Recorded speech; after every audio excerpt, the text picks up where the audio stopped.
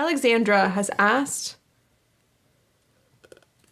I'm prepping for my second draft, and I know my opening image is no good and have a few ideas for a new opening scene, but how do I know which is the right one? Okay. I love this. These are all questions I answer in my revision course. So I know I'm on the right track.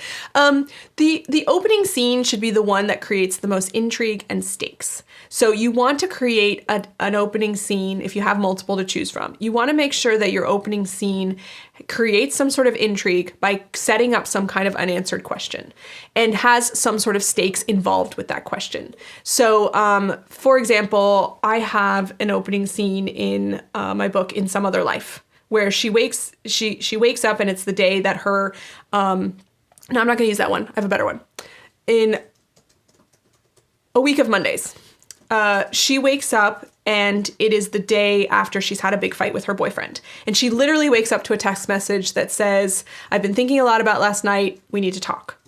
We all know what we need to talk is. But immediately that creates stakes and intrigue. What was the fight about? What's going to happen today? What are we know the stakes is that the relationship is at stake. So immediately starting with something that creates stakes and intrigue meaning causing the reader to ask questions, is the best way to go. And there's many strategies you can do that. You can start on a really important day. You can start in the character's life. You can start on a day after a very important day, right before a very important day. You can back up.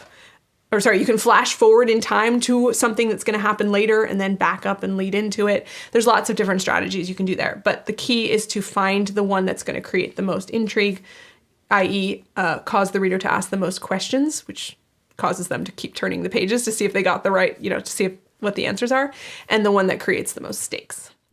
If you enjoyed this video, we've got a lot more on writingmastery.com. Check the description for links to our blog, free writing tools, and more.